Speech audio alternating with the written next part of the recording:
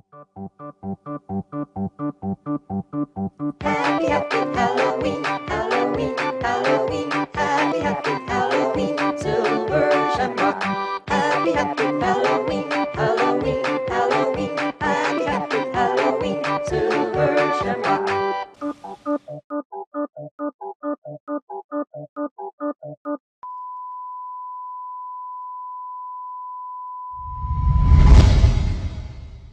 Hey everybody, MichaelBtheGameGenie here, and today we're talking about great Sega Genesis games for Halloween.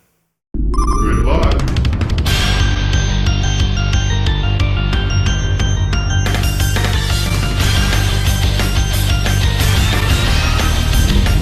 So that's right guys, today we're talking about great games on the Sega Genesis to play during Halloween. I am so excited Halloween Havoc is here because this is a very easy topic for me to discuss. I love horror, I love video games. You combine those two elements and you have some of my favorite video games across all the systems. So I decided the best thing for me to do this Halloween, and hopefully I'm going to have time to do enough of them, is I'm going to pick a system and then I'm going to talk about great games that you can play on them for Halloween. And I'm going to try to do a couple systems. I don't know if you guys watched my first video on Halloween Havoc when I did my review for Ghouls and Ghosts, but the plan right now is I'm going to double up the production on Video Game Nostalgia this whole month. So it looks like I'm possibly going to be doing 4 episodes. Don't hold me to that time permitting, so we'll see. But each episode will feature a different system and my favorite games to play for Halloween on that system. Today we're looking at the Sega Genesis, and I can think of absolutely no better way to start with one of the games I've already reviewed. In fact, these are all games that are some of my favorite games of the system, so I love this topic that I get to talk about them. So let's go and talk about that one game, which was my first horror-esque game review on my channel.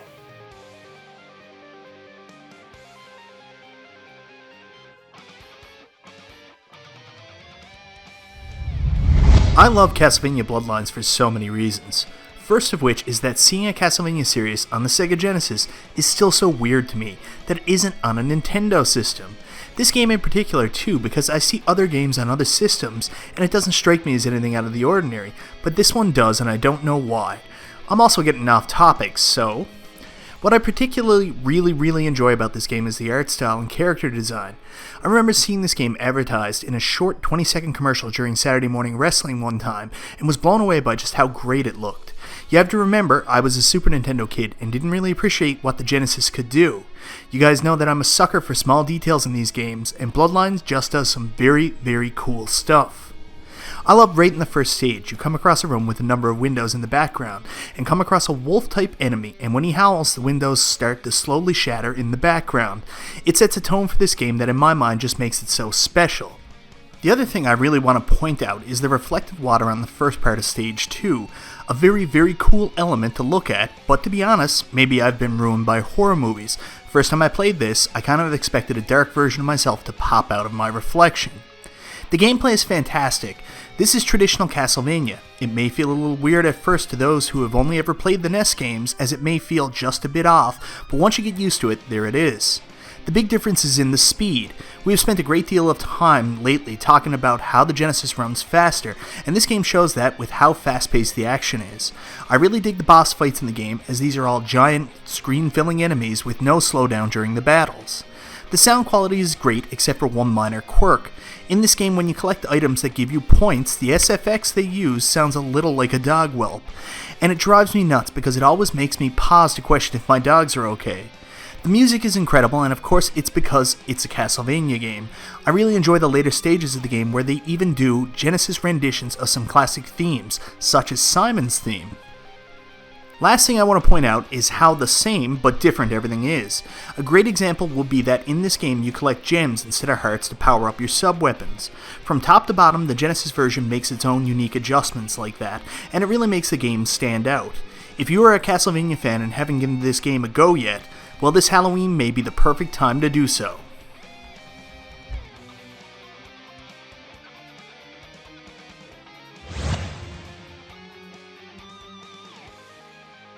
As a kid, I was fascinated with everything that had a hockey mask on it.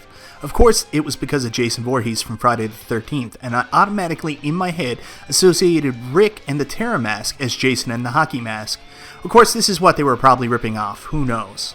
What is so big about this is that Splatterhouse 2 was the first official North American release where Rick's Terror mask is white, and when we got the TurboGrafx 16 port of the first game, they changed it to some weird pinkish purplish type color.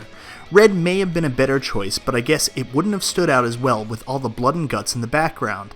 I guess his choice was to avoid getting sued by Paramount, but the Genesis version said screw 'em, and we finally got the white mask. Before I say too much about this sequel, I have to assume that not everybody knows about Splatterhouse, so let me try and explain it for you. Splatterhouse is essentially what you would get if H.P. Lovecraft made video games instead of horror novels focused on the occult. In layman's terms, it's a side-scrolling brawler with some light platforming with some of the most obscene gore you have ever seen in a video game. The action isn't exactly fast-paced, as Rick's character moves kinda slow and sluggish, like Jason Voorhees, and we are back here. But honestly, don't let that fool you, because while he moves slowly, walking, that doesn't mean the action isn't fast-paced and challenging, because it is, and Splatterhouse 2 can present a fun challenge for those who look for that experience. Personally, on the gameplay, I have always really enjoyed Splatterhouse, but it's not anything groundbreaking, nor would I say it's my favorite experience. But that isn't what attracts me to Splatterhouse 2. It's the character design and atmosphere the game presents for horror fans such as myself, and in that aspect, the game is second to none. I mean, just look at this intro and the way we lead into the story. The game has some of the craziest and most graphic character design you have ever seen. Some of this stuff is nightmare-inducing, so I probably should have put a disclaimer up beforehand saying not appropriate for all ages.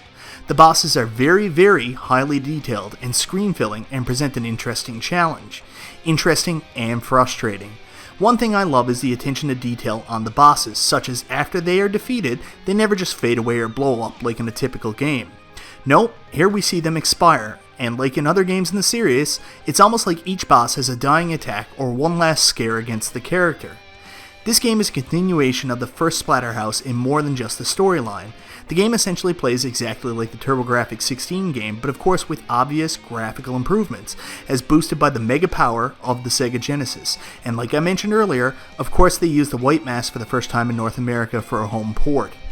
I would recommend, if you were going to try one game in the series, this would be it. But Splatterhouse 2 has gotten fairly pricey over the course of the last couple years, if you want to play it on original hardware. Luckily, the PS3 remake from a couple years back has Splatterhouse 2 as an unlockable from that game, and can be bought for very, very cheap. So get your Splatterhouse 2 on.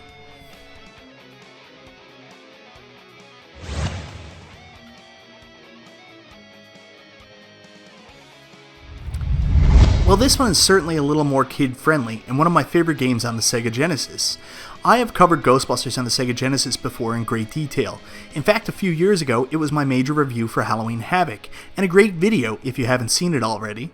If you don't have the time or interest to go check that video out, let me summarize it for you here. After a period of some questionable games using the likeness of the Ghostbusters, a version was released on the Genesis that was different from all the rest. Was the difference that it didn't absolutely suck? Well, yes, but it's why it didn't suck that's important. It's a playable and fun action platformer. You play as one of the 3 original Ghostbusters. Yes, I know, they didn't include Winston for some reason, so you can either be Peter, Ray, or Egon, and they all have different attributes which affects how they control. The cool thing is that this is essentially Ghostbusters 1.5, an all-new story told between Ghostbusters 1 and 2. Spiritual happenings start again in New York, and the Ghostbusters must travel from location to location, busting ghosts and collecting tablets. Only once they have collected all the tablets can they face the paranormal presence disturbing the city. The ghost busting in the game is handled very well. As you start, you will notice that your weapons destroy the enemies, as opposed to capture them. This is done for a reason, as eventually you will come across one of the sub-bosses in the house, and upon vanquishing him, you are given the option to catch him. There it is, proper busting and good game development in my opinion. It's important to do this busting, as each ghost you bust also results in a pretty hefty payday, which is essential for buying power-ups and health items that will make the game significantly easier to get through. I really like these boss fights and find each of them fun and interesting. It's like a cool mix of enemies from the excellent cartoon show and the semi-realistic aspect of the movies. Like I have said countless times, this game is extremely well done. I also really love the Ghostbuster design here too. The characters are miniaturized while maintaining bigger heads. It's a fun look, and I believe it was explained to me before as a chibi look. Is that right? I'm not exactly sure, but I think the characters look great and do a great job representing how each of them looked in the movie as well. I literally could ramble on and on about how much I love Ghostbusters on the Genesis, but I think I will stop it here by saying Ghostbusters on the Sega Genesis deserves to be played because it's probably the best home Ghostbusters game available, including the PS3 game a while back, and it's a cool side story to the original movies that should pique people's interest. But for those of you who aren't even a Ghostbusters fan, it's still a really cool game that plays really well, and you need to know zilch about the Ghostbusters to enjoy the spooky atmosphere for Halloween. So guys, those are just some of my favorite Sega Genesis games to play during Halloween. I'm going to be honest with you, I was actually a little bit surprised. Growing up, everybody talked about how the Genesis was the mature adult system, but realistically, there's very few horror-themed games on the Genesis. So, you know what, I'd love for you guys to tell me about it. Maybe I missed a couple, maybe there's a lot more out there that I don't even know about. I know, Haunting by Poltergeist, that's another one. Shakan the Forever Man, maybe, because he looks like that weird Ghostbusters, the Grimoire or whatever from the new Ghostbusters show. I can't remember what it is. The Gungear or whatever it was called. Other than that, I really can't think of a ton. Zombies Ate My Neighbors, maybe. I don't know. If you could think of any great horror-themed games to play for Halloween for the Sega Genesis that I might have forgot out, and you'd like to see me include in a future video, maybe next year, let me know down in the comments below. Once again, thank you everybody for watching. Thank you for taking part in Halloween Havoc. And like I said, I'll be back later this week with another review, hopefully. And back right again next weekend for another episode of Video Game Nostalgia. What system will I pick this time?